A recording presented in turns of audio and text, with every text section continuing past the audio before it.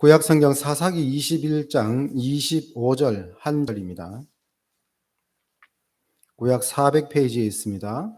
사사기 21장 25절입니다. 다 같이 읽겠습니다. 그때에 이스라엘에 왕이 없으므로 사람이 각기 자기의 소견에 옳은 대로 행하였더라. 아멘. 사사기는 그 분류를 보면 역사서에 해당합니다. 왜냐하면 사사 12명의 사사를 등장시키면서 그것이 시대의 순으로 이렇게 나열되어 있기 때문입니다. 그런데 이 사사기는 사실 역사적인 순서대로 기록된 것은 1장부터 16장에, 그러니까 마지막 사사로 기록된 삼손 이야기까지는 역사적인 순서로 이렇게 쭉 흘러오지만 17장부터 21장까지는 그 역사순에서 조금 벗어나 있습니다. 그러니까 시간의 흐름을 따라 이렇게 존재하지 않고 그 시간의 흐름에서 약간 벗어나 있는 번외편으로 생각하셔야 됩니다. 그래서 17장부터 16장까지 있는 내용들은 그 다소 그 앞부분, 그러니까 어떤 사건들은 사사기와 여호수아 사이쯤에 위치한 그런 이야기도 있고, 사사 시대로 넘어온 그 초반분에 있었던 사건들, 그런 사건들도 거기에 기록이 되어 있습니다. 그것을 보면 그 사사기 전체를 관통하는 주제가 그 17장부터 21장까지에 담겨 있다고 보시면 됩니다. 그러니까 시간 순으로 나열되어 있는 1장부터 16장까지의 내용들, 그것이 어떻게 보면 일관성 없어 보일 수도 있지만, 각각 개별의 사건처럼 이렇게 보일 수 있지만 17장부터 21장까지의 내용을 통해서 그 렌즈를 가지고 1장부터 16장까지를 보면 이것이 하나의 어떤 주제로 묶일 수가 있습니다. 뭐 한 단어로 표현하자면 그 사사기는 그 왕입니다. 왕의 필요성을 역설하고 있는 것이 사사기이고, 그래서 그 사사기가 끝나면 사무엘상으로 넘어가면 어떤 일이 있습니까? 선지자 사무엘을 통해서 왕을 세우는 일이 이 사무엘상으로 넘어가면서 시작이 됩니다. 그리고 이스라엘의 첫 번째 왕인 사울이 등장하고, 그리고 그 사울의 실패로 끝난 역사에 이어서 그 뒤에 이어서 하나님께서 준비하신 하나님의 마음에 합한 왕인 다윗이 등장하게 되는 것, 그것이 바로 이제 사무엘상 하의 그 내용인 것입니다. 그러니까 이 사사기는 어떻게 보면 그 사무엘상 하의 전반부, 왜 왕이 필요한가에 대한 역설의 400년이라고 할 수 있고요. 그리고 이것은 우리가 지지난주까지 살펴보았던 여호수아서와도 동떨어져 있지 않습니다. 여호수아서에 등장했던, 여호수아를 통해 그 백성들에게 전해졌던 핵심 메시지가 역시 사사기로 넘어오고, 그 사사기에 오늘 본문을 통해서 살펴볼 그 내용이 역시 사무엘상하로 넘어가면서 확인되는 그러한 그 흐름들이 이렇게 쭉 있습니다. 그런 큰 흐름들을 가지고 오늘 본문을 보시면 조금 더 잘 이해가 될 수 있겠지요. 조금 전에 말씀드린 것처럼 그 사사기는 17장부터 21장까지가 약간 번외 내용이라고 제가 말씀을 드렸습니다. 그런데 이 사사기의 제일 마지막 부분이 왕이 없어서 이런 일이 있었다라고 규정을 하고 있고, 그리고 그 번외 부분의 첫 번째 첫머리에 해당하는 17장에도 역시 똑같은 내용이 기록되어 있습니다. 17장 6절에 보면 그때에는 이스라엘의 왕이 없었으므로 사람마다 각기 소견에 옳은 대로 행하였더라. 가 똑같이 존재합니다. 그 앞뒤에, 번외편의 앞뒤에 똑같은 이야기가 존재하고 있습니다. 그래서 왕이라는 주제가 얼마나 중요한지에 대해서 이 사건이 이야기하고 있고, 그 참된 왕이 없으므로 400년간 실패했던 이스라엘 역사를 사사기는 고스란히 담고 있다라고 할 수 있습니다.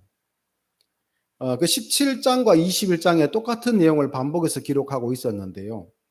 그러한 그 내용이 기록된 그 배경을 간단하게 말씀드리면, 첫 번째 17장에 나왔던 내용의 배경에는 레위 청년 한 명이 등장을 합니다.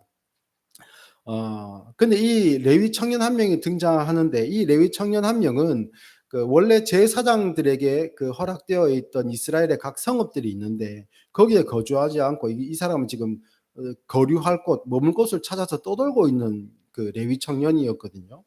그런데 이 레위 미가라는 사람이고, 그는 에브라임 산지의 사람이었습니다. 그런데 이 미가라는 사람이 독특한 게 불효자 같기도 하고 효자 같기도 하고 하여튼 묘합니다. 이 미가의 어머니가 있는데 이 어머니의 돈을 미가가 이렇게 슬쩍 가져갑니다. 근데 이 어머니가 미가가 들으라고 하는 소리지요. 하나님께서 저주하실 거라고 그 돈을 가져간 인간들은. 그렇게 이야기하니까 미가가 어머니에게 자기가 가져갔던 돈을 이렇게 내어 놓습니다. 그러니까 그 돈을 다시 어머니가 받아들고는 아들을 또 축복합니다. 축복하고 하나님이 너에게 복을 주시길 원한다 하고 받은 돈 가지고 우상을 만듭니다. 한 신상을 만듭니다. 이게 비교적 초반부의 이야기입니다. 사사기 초반부의 이야기. 우상을 만들게 하고 그다음에 우상을 만들고 제사장을 통해서 이 우상 하나님이라고 자기들은 이야기하는 마치 금송아지 만든 거하고 비슷하거든요.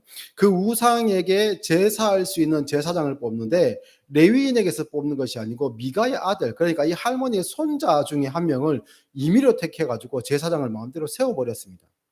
그리고 한다는 말이 야 우리가 하나님의 신상도 만들고 제사 지낼 수 있는 것도 다 갖추고 제사장도 세웠고 이제 하나님께 제사하니까 하나님께서 내게 복 주실 것이다라고 이제 생각합니다. 미가가. 그런데 좀 찝찝한 게 있죠. 왜냐하면 제사장은 레위인 중에 세워지기 때문입니다. 그때 마침 등장한 게 바로 그 지역을 지나던 레위 청년입니다. 그래서 미가가 이 레위 청년을 이제 그 스카우트 하는 거죠. 너 레위인이니 이렇게 떠돌지 말고 우리 집에서 내가 보수를 섭섭지 않게 주겠다. 그래 나한테 월급 받고 우리 집안의 제사장이 되어 달라라고 한 겁니다.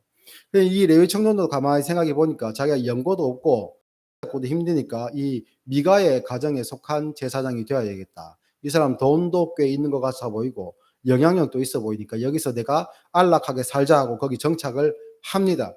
그러니 이 미가는 더 뿌듯한 겁니다. 이야, 하나님께서 진짜 내게 복을 주시려나 보다라고 생각할 그때에 단 지파가 등장합니다. 이 단 지파는 원래 정복 전쟁할 때에 너희들이 정복하라고 분배해준 땅을 점령하지 않고 떠돌아다니고 있었습니다. 그 땅을 점령하기는 힘들다고 판단했던 것 같습니다. 하나님의 명령에 순종하지 않고 이들이 몰려다니고 떠돌아다니던 중에 이 레위 청년을 만나게 됩니다. 미가의 집에서 제사장이 일을 하던. 만나보니까 레위인이거든요.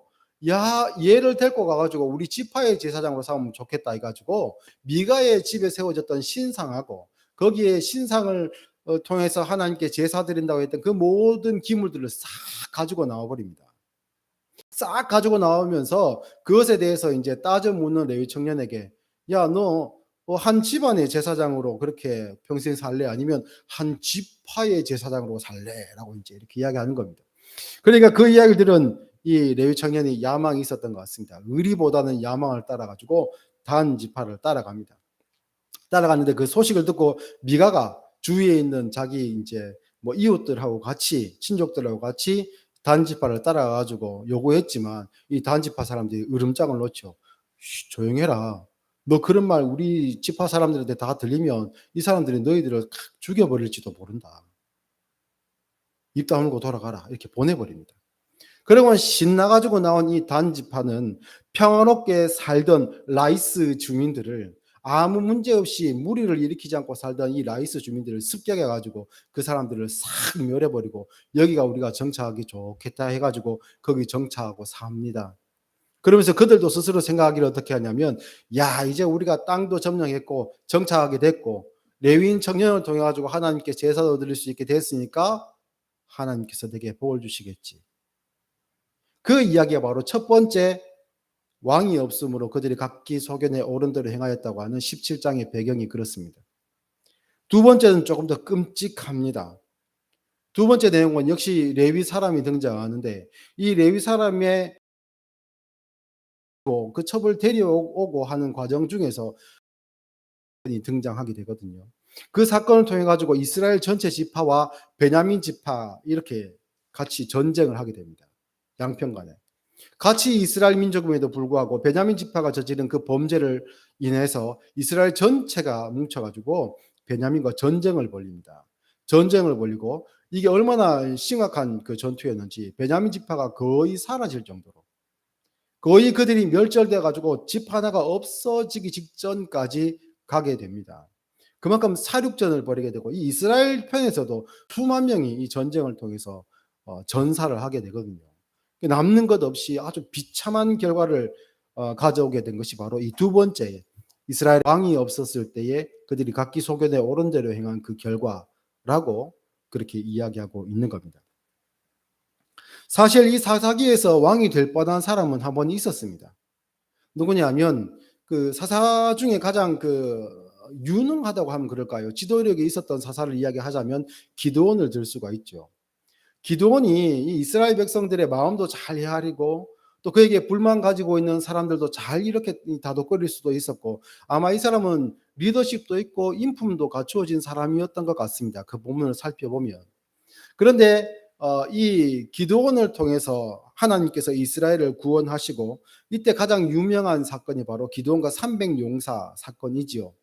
기드온은 그 300용사 사건 이후에도 그 뒤에도 잘 처신해 가지고 이스라엘을 구원의 길로 잘, 어떻게 보면 그 전쟁의 위협으로부터 하나님께서 그를 이렇게 통해서 이스라엘을 구원하십니다. 그러니까 이스라엘 백성들이 가만 보니까 우리 흩어진 지파들을 이렇게까지 규합할 수 있는 사람이 누가 있냐. 그래서 기드온을 왕으로 삼으려고 합니다. 그런데 이 말을 들은 기드온이 백성들에게 어떻게 이야기하냐면, 내가 너희를 다스리지 아니하겠고 나의 아들들도 너희를 다스리지 아니할 것이요 여호와께서 너희를 다스리시리라. 참 멋있죠. 우리의 왕이 되어 주십시오라고 하는 이스라엘 백성들, 자기가 오케이 하면 자기는 왕인 겁니다. 자기 아들들도 왕을 이어받게 되는 것이지요. 그러면 이 가문이 얼마나 융성해지고 자기 후손까지 얼마나 풍요롭게 살 수 있겠습니까? 그런데 기드온은 선지자로서 하나님께서 원하시는 것이 그게 아니다라는 것을 알았던 겁니다. 그러니까 너희들이 왕으로 섬길 자는 내가 아니고 하나님이시다 라는 정답을 그 백성들에게 탁 줍니다. 그런데 이렇게 해서 기드온의 인생이 끝나면 좋겠는데 그렇지 않았습니다. 이 기드온이 아들이 굉장히 많았는데요. 70명이 되는 아들이 있었습니다. 그러니까 한 명의 여인으로부터 난 것이 아니고 여러 군데 아내가 많았다는 뜻이 되겠죠. 그런데 그 많은 아들들 중에 세겜에서도 첩을 두었었는데, 이 세겜에서 둔 그 첩을통에 낳은 아들의 이름이 아비멜렉입니다. 아비멜렉이라는 이름의 뜻은 아브는 아버지고요, 말라크는 왕을 뜻합니다. 그래서 이것을 붙여서 이제 이야기하면 나의 아버지는 왕이다라는 그런 뜻이 됩니다. 이 이름을 기드온이 지어 주었는지 아니면 그 이후에 장성한 이 아비멜렉이 스스로를 일컬어서 내가 아비멜렉이라고 했는지는 정확히는 알 수 없지만 이름의 뜻은 그러합니다. 이 세겜에서 이 아비멜렉은 영향력이 좀 있었던 것 같습니다. 그 사람들에게 지지도 많이 받고 카리스마도 있고 이랬던 것 같은데, 자기 아버지 기드온의 이름을 알고 그가 어떻게 이스라엘에 영향력을 끼쳤는 것을 아는데, 그리고 그의 형제들 중에서도 이스라엘에 각지에 흩어져 가지고 그 기드온의 아마 영향력 아래에서 지도력을 발휘한 사람들이 많았던 것 같습니다. 그런데 이 아비멜렉이 이스라엘 전체를 이렇게 자기 발 아래에 두기 위해서, 그러니까 세상에 있는 왕으로서의 영향력을 떨치기 위해서 스스로 왕이 되기 위한 계획을 세웁니다. 그리고 첫 번째 했던 일이, 자기 세력을 이제 규합한 다음에 했던 일이 경쟁자가 될 수도 있는 기드온의 아들들 70명을 모아놓고 한 자리에서 다 죽입니다. 이복 형제들이죠. 그들을 한 자리에서 다 죽이는 그러한 끔찍한 일을 행하게 되는데, 다행히도 그때 막내 아들이었던 그 요담이 살아남아 가지고 이후에 이 일을 이제 비꼬아서 이야기하면서, 나무들이 왕으로 삼고자 했던 뭐 포도나무, 감람나무 이런 나무들은 다 왕의 그 자리를 거절했는데, 가시나무가 그것을 덜컥 수락하고는 너희들 내 영향력 밑으로 내려와라. 내 말 안 들으면 앞으로 가시에서 불이 나와 가지고 너 다 태워 죽여 버릴 것이다. 이렇게 이제 한 이야기를 이렇게 이야기하면서 아비멜렉이 그러한 자다라고 이렇게 우화로 이제 비꼬는 그런 이야기들이 나중에 등장하게 되거든요. 어쨌든 아비멜렉은 자기의 경쟁자들을 다 제거하고 내가 이제 이스라엘의 실질적인 어떤 리더가 되지 않겠나라는 그런 생각들을 합니다. 그런데 하나님께서 그 죄악을, 세겜과 아비멜렉의 죄악을 심판하시기 위해서 그 둘 간에 철저한 동맹이었던 그 둘 간에 하나님께서 악한 영을 보내셔 가지고 그들이 서로 싸우게 하고, 그리고 이 세겜의 배반을 눈치챈 아비멜렉이 세겜과 전쟁을 하던 중에 여인이 던진 이거 맷돌이 있습니다. 맷돌의 윗짝에 머리가 맞아 가지고 죽습니다, 사실은. 근데 죽어가면서 내가 여자의 손에 죽었다라는 그 부끄러운 그 역사를 남기지 않기 위해서 자기 옆에서 병기를 들고 자기를 따라다니는 어떤 호위무사쯤 된 사람에게, 청년에게 칼로 나를 찔러서 죽어라, 죽여라. 내가 여인의 손에 죽었다고 이야기할 수 없다라는 그런 이야기들을 쭉 합니다. 그러면서 이제 사륙과 사륙, 그 아버지 때에는 하나님의 말씀을 따르고, 그리고 이제 기드온의 때에 하나님을 왕으로 섬겨야 된다는 그 메시지가 강력하게 서 있었던 이스라엘인데, 그 뒤에 그 진정한 왕을 하나님으로 섬기지 않고 자기 옳은 대로 행했던 이스라엘 역사가 이렇게 비참하게 되었다라는 것을 이렇게 이야기하는 것으로 마무리하고, 그것이 왜 그런가? 각기 소견에 옳은 대로 행했기 때문이다 라고 하며 이 사사기는 마무리를 짓습니다. 참된 왕이 없는 시대의 비참함을 보여준 것이 바로 사사 시대라고 할 수 있고요. 사사기라고 할 수 있고.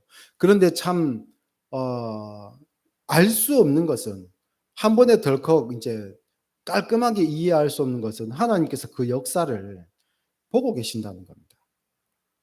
400년이면 우리 같으면 참겠습니까? 40년, 4년, 넉 달도 참아보기 힘든데 하나님께서 그 역사를 바라보고 계시고, 또한 하나님께서는 그 바라보시는 역사의 시간을 켜켜이 쌓아서 준비하신 참된 왕을 하나님께서는 이스라엘에게 제시하셨습니다. 그리고 그 참된 왕인 다윗을 이스라엘 앞에 내놓기 전에 그들이 요구하는 왕을 또한 제시하죠. 너희들이 왕을 한번 세워보아라. 그래서 이스라엘은 자기들이 보기에 가장 적당하고 아주 합리적인 결정이라고 할 수 있는 사울을 왕으로 세웁니다. 초기에는 그들은 왕국이 이제 튼튼하게 서가고, 그리고 이 사울을 통해 우리도 흩어진 그 부족 국가가 아니고 왕정 국가로서의 힘을 규합할 수 있겠다라고 이제 희망에 들떠 있습니다. 그런데 그럴 때 어떻게 됩니까? 보통 사람들이 교만하면 실수를 하죠. 물론 이 경우에는 처음 시작부터 잘못됐었기 때문에 이런 결과가 예정되어 있었던 것 같기도 합니다.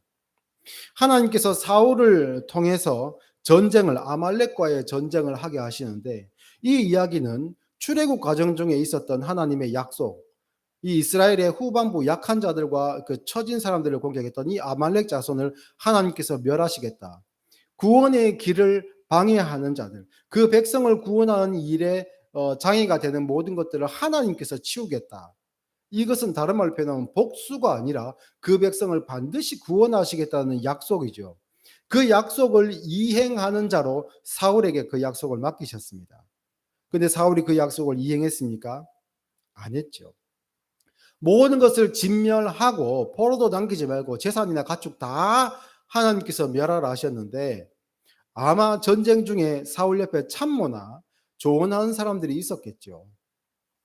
이거 다 이게 그냥 없애기는 아깝습니다. 이거 좀 전리품으로 취해서 우리가 이렇게 하지 않더라도 하나님 앞에 탁 드리고 이렇게 하면 백성들도 보기에 아주 흡족할 거고 하나님도 좋아하시지 않겠습니까? 라는 조언을 했던 사람이 있었던 것 같아요. 근데 그 말을 듣고도 결정한 것은 물론 사울입니다. 그 사울이 그래 그게 옳다라고 했을 것 같습니다. 그리고는 그중에 제일 좋은 것들을 데리고 옵니다. 가지고 옵니다. 그러니까 이제 의기양양하죠. 이 사울의 군대는 쫙 개선행진을 하고 뒤에는 포로들이 쭉 달려오고 그 뒤에는 뭐 짐승의 울음소리가 막 들리는 겁니다. 그리고 막 수레 같은 데에는 전리품들이 가득 이렇게 쌓여 있습니다. 그러면 백성들이 볼 때 어떻게 하겠습니까? 야, 우리 왕이 역시 우리가 잘 뽑은 왕이네. 우리나라 잘 되겠다. 부자 되겠네. 그렇게 생각했을 거겠죠. 그러나 사무엘의 눈에는 그렇지 않았습니다. 이것은 불순종이었습니다. 효과적이고 효율적이고 이것이 남는 장사고 이것이 하나님께서 기뻐하실 것이라고 스스로 각기 소견에 옳은 대로 행한 그들처럼 사울 역시 그렇게 행했습니다. 그것이 좋아 보였지만, 많은 사람들 눈에는 좋아 보였지만 하나님의 눈에는, 또한 사무엘의 눈에는 그렇지 않았죠.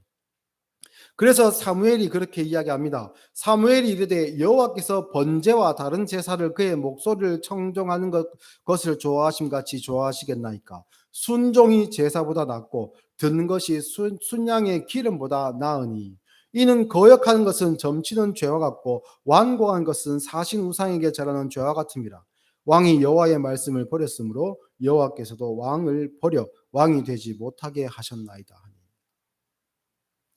잘했습니다. 전쟁에서도 이겼고 완벽한 승리를 했고 전리품도 많이 취했지만 하나님이 하신 명령을 듣지 않았습니다. 그런데 여기 보면 그 사무엘의 표현에 순종 또는 듣는 것이라는 표현이 등장하는데요. 이것은 똑같은 단어입니다. 샤마라는 듣다라는 말에서 이 둘이 다 파생되어 있는데요. 여기서 뭐 순종과 듣는 것을 나누어서 설명할 수 없고 그것을 귀 기울여 듣는다라고 했을 때 이 듣는다라는 것은 어떤 의미가 있냐면 하는 말을 귀로 들을 뿐만 아니라 그래서 정보로 습득할 뿐만 아니라 그 하는 말에 동조하는 것까지를 포함합니다. 듣는다라는 것이 의미하는 것은.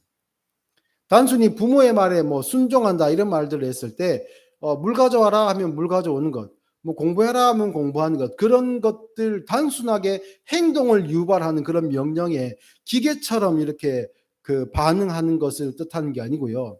그 부모의 말을 들을 때에 그 가치관, 그 명하는 것, 인생관, 세계관 이 모든 것에 동의하는 것을 순종이라고 이야기합니다.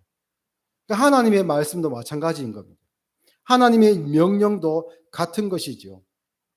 그 명령에 시키는 대로 하지 않았으니 너는 아주 괘씸하구나라고 해서 하나님께서 멸하신 것이 아니고 버리신 것이 아니고 하나님의 말씀을 들을 때 그 뜻이 무엇인지를 알아듣지를 못했다는 것이 가장 큰 문제입니다. 그래서 사울은 왕이지만 백성에게 많이 지지받고 인기가 있는 왕이었지만 그는 하나님의 뜻을 알지 못하는 왕이었습니다. 그래서 소견에 오른 대로 하나님을 왕으로 섬기는 것이 아니라 자기 소견에 오른 대로 행할 수밖에 없는 그러한 사람이었던 것이지요. 시내산 아래에서 금송아지를 만들었던 이스라엘 백성을 생각해 보십시오. 그들은 정성을 다해서 노예 생활을 하다가 이 애굽을 탈출하면서 애굽 사람들의 집을 이렇게 그 약탈하는 장면이 등장하는데요. 그도 그럴 것이 애굽을 나와가지고 당장 먹고 살 것이 없습니다. 화폐가 될 수 있는 보물이 필요하죠. 그래서 애굽 사람들, 자기 아들이 노예 생활했던 그 애굽 사람들의 집에서 좋은 것들을 다 가지고 나옵니다. 나온 백성들이 이제 믿을 게 그건데 음식을 사 먹더라도 그게 믿을 건데 이것을 시내산 아래에서 다 아론 앞에 내려놓고 금을 녹여가지고 만든 것이 우상이죠. 최대의 정성과 가장 귀한 것들을 모아가지고 만든 것이 우상 숭배였습니다. 그들은 이 일을 하면서 어떤 생각을 했겠습니까? 이렇게 좋은 것, 내일을 또한 보장할 수 있는 나의 목숨줄이 될 수도 있을 것 같은 것, 이것들을 하나님 앞에 내놓으면 하나님께서 얼마나 좋아하시겠느냐, 그 신이 얼마나 감동하겠느냐, 그렇게 해서 자기들은 하나님께 칭찬받을 거라고 생각해서 그 일을 했던 것 같습니다. 그러나 하나님 보시기에는 완전히 잘못된 거죠. 마태복음 16장에서도 베드로가 하나님 예수님 앞에 신앙 고백을 하고 주는 그리스도시요 살아계신 하나님의 아들이십니다라는 신앙 고백을 하고 예수님께 칭찬받고 난 뒤에 예수님께서 십자가에 죽으실 것을 제자들에게 말씀하시니까 베드로가 예수님을 꾸짖습니다. 강권했다 또는 꾸짖었다라는 그런 단어를 표현하는데요. 주여 그리 마옵소서 이 일이 결코 주께 미치지 아니하리이다. 그때 예수님께서 뭐라 말씀하시는가요? 너의 진심은 안다. 하지만 나는 그 길을 가야 된다. 이렇게 말씀 안 하시죠. 예수님께서 사탄아 내 뒤로 물러가라. 그렇게 말씀을 하셨습니다. 그래서 순종이라는 것은 또한 듣는다라는 것은 행동으로 옮기는 것을 넘어서서 그것을 말씀하시는 하나님의 말씀이 내가 생각하기에도 옳다고 생각합니다. 이것이 먼저 전제되어 있어야 됩니다. 그것이 이 이스라엘의 리더가 되는 첫 번째 조건, 그러니까 기드온과 그리고 그 앞서 이스라엘을 인도하여 그 가나안 정복 전쟁을 했던 여호수아가 가진 덕목이라고 할 수 있고요. 이것이 거기서 한 걸음 더 나가면 어떻게 되는가?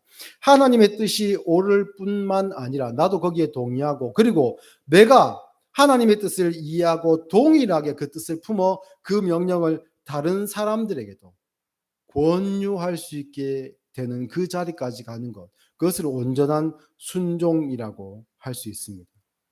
그래서 하나님께서 기뻐하시는 왕은 바로 그러한 왕이었고요. 그런 왕의 한 케이스와 모델로서 하나님께서 준비하신 자가 바로 다윗이었습니다. 근데 심지어 다윗도 어떤 사람이었습니까? 다윗도 진짜 궁극적인 왕은 아니었지요. 왜냐하면 다윗 스스로도 하나님 앞에 고백하기를 나는 죄 가운데 태어났고 우리 어머니가 모태 나를 죄 가운데 태어날 때부터 아니 잉태될 때부터 난 죄 가운데 잉태되었다라고 그는 고백하고 있기 때문입니다. 그런데요, 이게 다윗의 단점처럼 보이고 그가 자격 없음으로 보이지만 사실은 이 부분을 시편 32편에서 이야기하는데 로마서 4장에서도 이 이야기가 한 번 더 언급이 됩니다. 제가 읽어드리겠습니다. 로마서 4장 4절부터 8절까지를 보면 일하는 자에게는 그 삭시 은혜로 여겨지지 아니하고 보수로 여겨지거니와 이를 아니할지라도 경건하지 아니한 자를 의롭다 하시는 이를 믿는 자에게는 그의 믿음을 의로 여기시나니 일한 것이 없이 하나님께 의로 여기심을 받는 사람의 복에 대하여 다윗이 말한 바 불법이 사함을 받고 죄가 가려짐을 받는 사람들은 복이 있고 주께서 그 죄를 인정하지 아니하신 사람은 복이 있도다 함과 같으니라. 이 뒤에 있는 불법이 사함을 받고 죄가 가려짐을 받는 사람들은 복이 있고라고 했던 이 이야기는 다윗의 이야기인데 이것이 시편 32편에 등장합니다. 왜 다윗이 시편 32편에 이런 이야기를 했던가? 자기는 범죄 이전에 우리아의 아내 바세바와의 범죄 이전에 그는 훌륭한 왕이라고 스스로 생각했을지도 모릅니다. 그런데 그는 어떠한 심각한 범죄에 자기가 있다는 것을 깨닫게 되고 이것이 행위로 말미암은 범죄 이전에 내가 죄인이라는 사실을 깨닫게 되었다는 것이죠. 그래서 이것은 다윗의 자기의 그 자격 없음에 대한 자기 고백인 겁니다. 이것은 믿음이라고 이야기하는데 이것을 4절부터 이야기를 비추어서 다시 한번 설명하자면 자기의 죄를 고백하는 그러니까 하나님을 믿고 죄로부터 나를 구원해 주실 리가 하나님밖에 없다는 그 신앙을 가진 여호수아와 기드온처럼 그 신앙을 가진 자의 그 믿음을 하나님께서 보시는데 그 믿음 자체가 의가 아니라 그 믿음을 통해서 너를 의롭다 여겨주시겠다. 그 믿음이 있는 것은 너희 안에 하나님께서 의를 선물로 베풀어 주신 증거가 이것이다. 라고 로마서 4장은 이야기하는 겁니다. 우리는 첫 번째로 온전한 왕이신 하나님을 섬겨야 됩니다. 하나님을 왕으로 섬겨야 됩니다. 그게 맞습니다. 하나님의 말씀에 동의하고 하나님의 말씀이 혹 내 생각과 좀 맞지 않은 것이 있으면 내가 틀린 것이죠. 그래서 그 의미가 무엇인지 하나님의 뜻이 무엇인지 심각하게 더 생각하고 깊이 묵상하고 다른 말씀들에는 이 이야기를 어떻게 이야기하시는지를 우리는 찾아보아야 되고 신앙 공동체 가운데 그것을 물어보고 나누어야 됩니다. 그러면서 하나님의 말씀을 겸허하고 겸손한 심령으로 더 깊이 알아가야 되는 것이 우리의 사명입니다. 그런데요, 그러한 사람들을 어떻게 보면 자기 스스로 자신 없고 리더십 없어 보이고 카리스마가 모자라 보이는 를 사회에서는 리더로 쓰지 않습니다. 그는 강력해 보이지 않고 내가 의지할 만한 사람처럼 안 보이기 때문에. 그런데 교회 안에 신앙 이야기합니다. 기도합니까? 백성들의 지지를 다 받았는데요. 그러나 그 자신이 어떤 존재인지 이 백성들이 살기 위해서는 하나님을 왕으로 섬겨야 된다는 것이 생명의 기름을 그는 압니다. 그러니까 안 하는 거죠. 여호수아 역시 마찬가지입니다. 모세의 뒤를 이어서 모세보다 연약한 자신이 이 백성들을 이끌 수 있을까? 두렵고 떨리는 마음으로 붙들 수 있는 것은 하나님의 말씀밖에 없죠. 그래서 붙드는 겁니다. 그는 세상적으로 보면 이 둘 다 하자가 있어 보이고 모자람이 있어 보이고 공격거리가 있어 보입니다. 그러나 믿음 안에서는 그들은 온전한 신앙인입니다. 우리가 왕이 없으므로 각기 소견에 옳은 대로 행함으로 망해갔던 이스라엘의 역사를 보면서 우리가 교훈을 얻어야 될 것은 참된 왕이신 하나님의 말씀에 순종하는 삶을 살아야지요. 그리고 아까 말씀드린 것처럼 그 순종의 마지막 단계라고 하긴 좀 그렇지만 성숙한 단계에서 나타나는 하나님의 말씀에 옳다고 도하고 귀 기울이고 순응할 뿐만 아니라 나도 똑같은 세계관, 하나님과 같은 세계관을 가지고 그 가치관을 가지고 세상을 살아가며 다른 사람들에게도 이것이 옳습니다라고 이야기하며 그것을 증명하며 사는 것이 우리에게 맡겨진 사명인 겁니다. 그래서 우리는 참된 왕이신 하나님을 섬겨야 되는 임무가 있고, 또한 세상에는 우리는 왕으로서 살아가야 되는 존재들입니다. 그들에게는 우리가 대사장과 같은 존재들이고, 우리가 왕 같은 자들이고, 우리가 거룩한 하나님의 백성이기 때문입니다. 우리가 지난 몇 주간 신명기 마지막 부분과 여호수아와 그리고 사사기의 내용을 이렇게 빠른 속도로 훑어보았는데요. 이 시대에 우리 신앙인들이 가져야 될 믿음의 자세들, 하나님의 말씀을 대하는 우리 신앙인들의 자세들, 그리고 그 말씀을 받아들인, 또 그 말씀을 믿은 우리가 세상을 어떻게 살아가야 되는가, 어떤 방식과 어떤 내용과 또한 어떻게 하나님을, 예수님을 닮고 또한 모습을 담고 또한 그 내용을 담아내는 삶을 살 것인가에 대해서 우리가 살펴보았는데요. 이 말씀들을 여러분들 우리의 삶 속에서 조금씩 더 구체화하면서, 또한 무엇이 옳은 것인지 잘 확신이 안 들고 우리가 믿음이 흔들릴 때도 언제나 하나님의 말씀으로 돌아와서 기준점을 세워 온전한 신앙인으로 그렇게 살아가실 수 있는 우리 모두가 될 수 있기를 예수님의 이름으로